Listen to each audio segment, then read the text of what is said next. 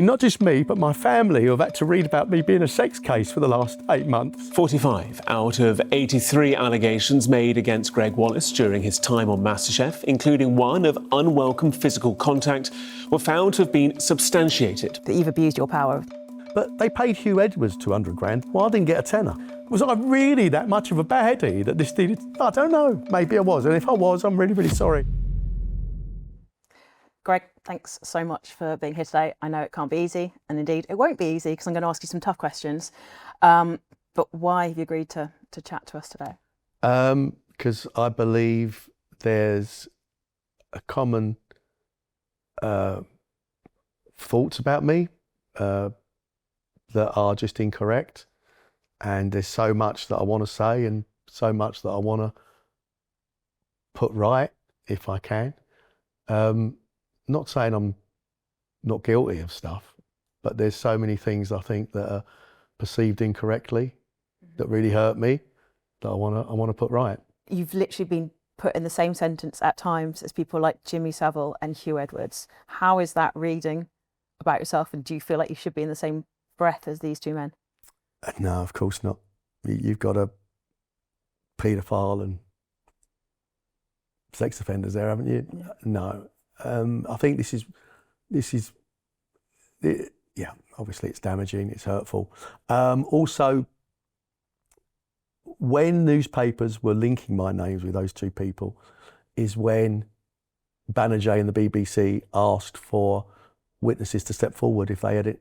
What did you expect? What did they expect to happen? If you go, Gregg Wallace, Hugh Edwards, Jimmy Savile, has anybody got any problems with Gregg Wallace? What do you expect is going to happen? Yeah. I find it bizarre. Look, it's well documented. It's in my autobiography that I was sexually abused as a child. So to have your name linked with those is particularly hurtful. I spoke to your psychiatrist yesterday, and she actually mentioned this, and she said this is a sort of diagnostic reason, perhaps, like psychologically speaking, for why your go-to is sexualised jokes. Is almost like no, it's not go-to is sexualised jokes. No, it's not. Or why you've made. No, there are lots and lots of jokes. Some of them have knobs in them. Some of them have bums in them. Some of them have boobs in them. There's loads of jokes that don't. There's jokes about monkeys. There's jokes about clowns. There's jokes about fish. Some of them have knobs in them. You get my point. It's not a go-to. Not really, because the headlines I'm reading keep banging on about sex. I mean, look, I understand it, right? It's a business. You link a celebrity's name with sex. I'm the gift that keeps on giving, aren't I? The clicks is unbelievable. Gregg Wallace, tits, pants, bums, knobs, click, click, click, click, click, click, click. Whether you support me or not, you want to read what it is. And it keeps on coming up as if somehow it's all sexualised. Can I tell you something else I've learned about myself recently with the autism? And it relates to sexual, okay? If you talk about sex with your closest friends, right? You talk about your mortgage, you talk about how much your car costs, where you're going on holiday. You might even talk about problems you're having with your partner. But it takes you a long time to develop those relationships. It doesn't take me very long to think that I've developed that sort of relationship. I can do that in an hour or 2 hours. And that's my autism. What I'm doing is I'm opening up and I'm sharing details of my life, and I'm inviting other people to share details of theirs. When I got involved with this autism charity, they said, what are you in trouble for? And I said, sexualised language. And they said, what is it? I said, well, I would open up and tell them about my sexual preferences. She said, of course you did, Greg. You trusted them. When it was pointed out to me in 2018, I changed. But to not say anything, fine, I can understand why you wouldn't. But when you're ready to, the way you do it is to go to the newspapers. To do what? It's almost as if the public humiliation of a public figure is some sort of British pastime. What's going on? This cannot be the way that you would want somebody with neurodiversity to be treated. I don't think people do. If anything comes out of this, I just want these people to have complained to go, whoa, hang on a minute, what have I done? Because you would have, me, not just me, but my family who have had to read about me being a sex case for the last 8 months. My grown-up children, my wife, my mother-in-law, this wasn't necessary. There is no accusation of groping held up. There's no accusation of flashing. And all you people that have come forward to tell these stories, what on earth were you thinking? What were you doing? Was I really that much of a baddie that this needed? I don't know. Maybe I was. And if I was, I'm really, really sorry. It didn't appear like it at the time. But it just seems to me ludicrous. If all of this is sexualised language, if all of this is rude jokes, is this what it's about? Because it seems to me, oh look, I don't want to come across as a victim, but I've been through a hell of a lot, and so have my family. Are you a groper? No. Are you a sexist? Am I sexist? Yeah. No. I've only ever had one male boss in the whole of my time in media. No. Are you a flasher? No. Are you a misogynist? No. Are you quite simply, are you a wrong 'un? This is the thing that people seem to think. Are you a wrong 'un? No. But I am bloody odd. I am really, really odd. And I also accept that I must have upset a lot of people, because I just didn't know I was. Wasn't there one where you allegedly came out with a sock around your willy? Yeah. That's one of the 3 upheld with a sock on. Can I clarify what that is? Sure, please do. All right, that's 18 years ago. Okay. The studio is shut. There's no contestants. Outside my dressing room door is a sofa, and there are 4 of my mates on that sofa. Director, cameraman, and Monica Galetti, my mate, the chef. I was getting changed, so the studio's shut, okay? I was getting changed to go to a black tie event, charity event, put my bow tie on and my shirt. It's only them outside the door. I put the sock on, opened the door, went, "Well, hey," and shut the door again. Again, in the investigation, they said the people we interviewed, they said the studio was shut. The people we interviewed were either amused or bemused. Nobody was distressed. All right, so there's that one.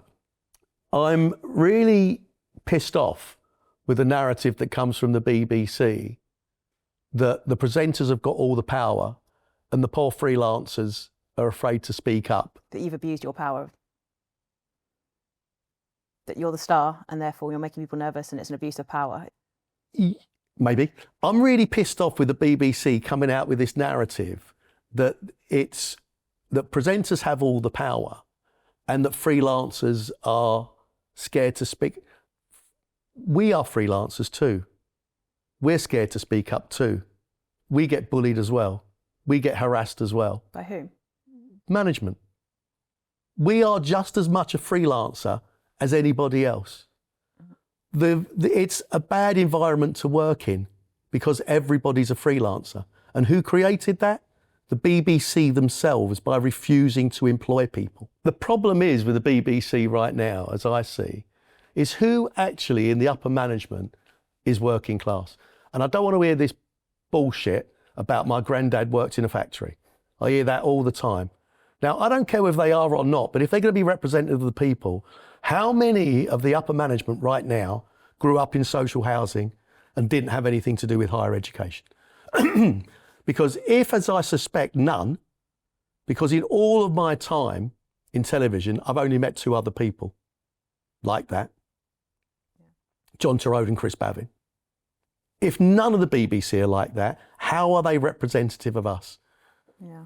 As far as I can see at the BBC right now, absolutely everybody's been to Guatemala and nobody's been to Lewisham. If you ask people on the street, they would say Gregg Wallace worked for the BBC. Yeah, of course. Yeah, they've made it impossible for people to work with them. They don't pick up the bill. But they paid Hugh Edwards 200 grand, didn't they? I think I read in your newspaper. Yeah, something like that. Well, I didn't get a tenner, and I did 20 years. Yeah. I just got cut off at the end of November. And in the last couple of weeks, it's taken another dark twist, and your co-host John Turode was fired by the BBC. Yeah. What's your feelings on that? I don't want to comment on what John may have said or may not have said.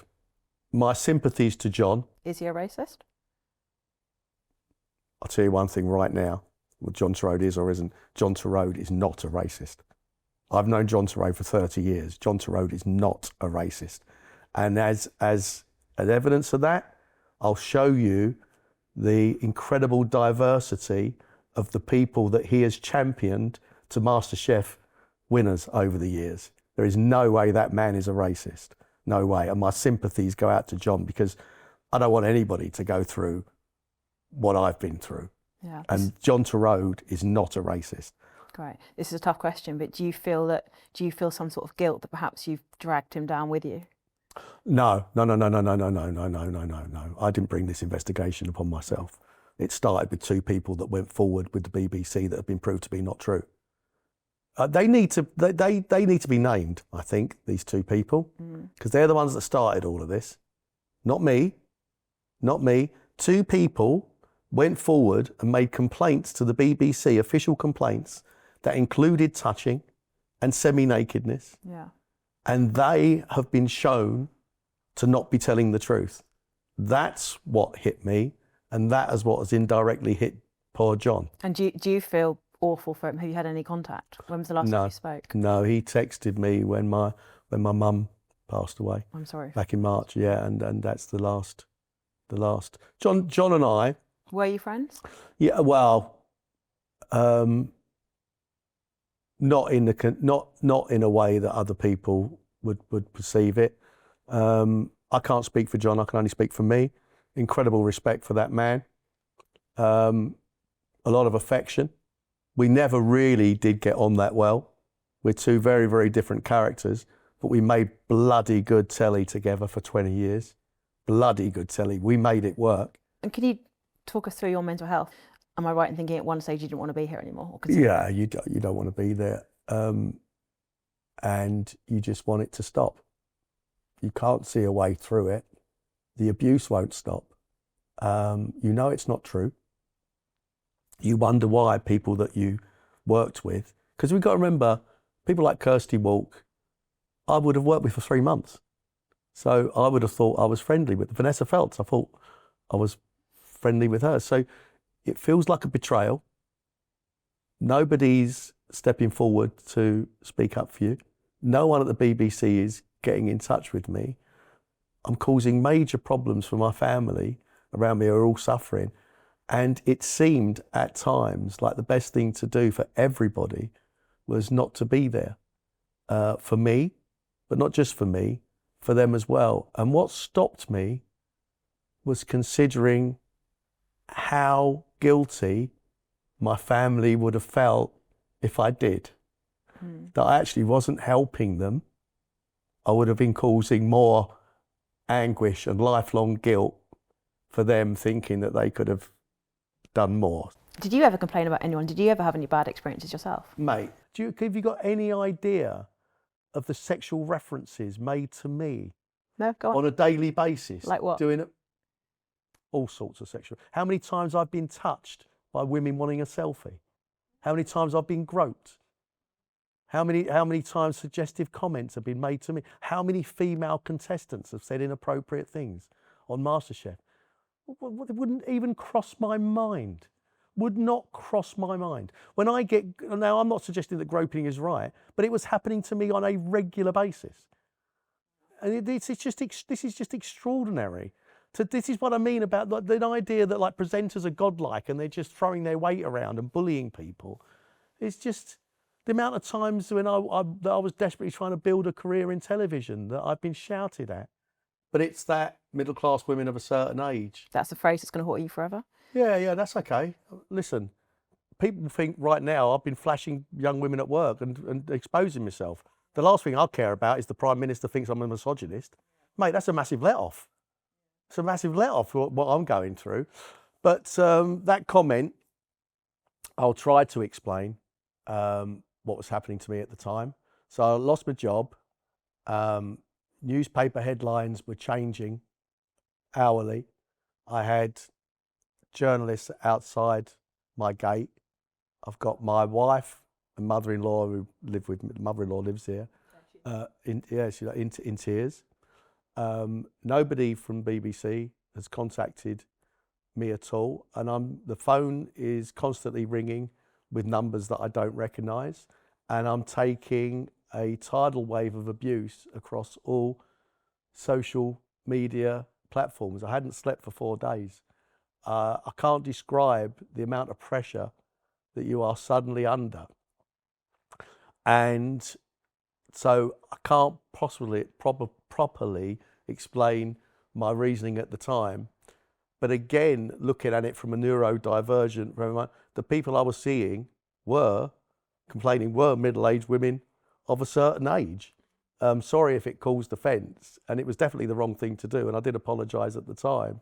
But that's the kind of black and white thinking that they were the people that seemed to be attacking me. But in fact, I can't say to people, put yourself in my shoes, because they're never going to experience it in their lives, thank God. What's your biggest regret in this whole episode? Do you have any? Ever stepping foot in a television studio. Really? If I'd have known what was coming up, if I'd have known that what I was doing that was making everybody laugh and that was giving me all that success and that I was being rewarded for, if I'd have known that was going to unleash these demons upon me in later life, no way would I have gone anywhere near it. My biggest regret is that I ever went anywhere near a television studio. Is that done for you now, Telly? Oh God, I'm not going anywhere near those middle-class tossers anymore. No way. No, I can't trust them. I want to be around the people that I know, that understand me, the people that I grew up with. I should never have gone over there in the first place. I was doing really well as a greengrocer. I should never ever have tiptoed into the world of tea. It was really exciting for a while, and then it just got harder and tougher and more anxious. I just no. I've no interest. Earlier this week, the BBC confirmed that they were going to air the episodes that you and John had filmed. Do you think that's the correct decision? Are you pleased? Will it be weird? Do you know what? I don't give a toss one way or another. I really don't care. I don't want anything to do with telly. I don't care what they do. Will you watch them? No. Really? No, I'm hurt. I don't want anything to do with telly. I don't want anything to do with telly. Don't want anything to do with BBC. I really don't care. I'm really pleased for the contestants. Yeah. Really pleased. Because careers can be made on this show. Yeah, really pleased for the contestants, but I really don't care. I'm done. I don't care. Yeah. And I thought people were going, oh, well done, it's it again. And I was like, look, after what I've been through, what do I care what they show on the television? Something else I wanted to bring up. A few years ago on Twitter, as it was then, X now, a guy put up a tweet and he said, Greg, hi, I'm doing a cycle for cancer charity. Would you mind giving us a retweet? And you replied, he said, hi, Greg, with 1 G.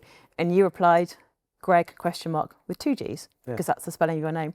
And you got a lot of stick, quite rightly, because, you look like a bit of an Wait. Why did I look like an Because you just wanted a retweet. You didn't have to be pedantic about the spelling of his name. The point was raising awareness for a cancer charity, whereas you were pulling him up on his spelling. No. He was asking me to do something, and he got my name wrong. Yeah. Did I say anywhere that I wouldn't help him? Well, you just said Greg ? And then that's right. Yeah, go on. Yeah, that's right. So why didn't he just go, oh, okay, mate. Sorry I got that wrong. Would you help me? And I went, yeah, okay. If that would have been the narrative. Yeah. But instead he said, oh, don't worry. It's only people dying of cancer. You get your name right, wanker. And that's what people, but if he'd have said, oh, sorry, mate. GRE could you help me? And I went, yeah, of course. Yeah. So that's what I wanted to do. Then it wouldn't have happened, right? But can you not see that is you being really pedantic and probably your autism? Because if someone spelt my name wrong and asked me to do it, I don't think that'd be the first thing I thought about. I'd be thinking about the... Yeah, maybe it is the autism. But that's because people haven't been misspelling your name since you were... I'm called Clemmy. I've been called Clammy, Chlamydia, all sorts. And does it not bother you? No. Congratulations. Well done, you. You're obviously not autistic. Chlamydia does bother me a little bit. Right. Yeah. Well, if it doesn't bother you, then well. Yeah, but I'm just saying it's different. I'm just letting you, explain yourself because for me that looked bad. Let me tell you, I was more than willing to help him. Yeah. I never ever said I wouldn't help him. Yeah. In fact, I'm not sure there are many people that do more for charity than I do.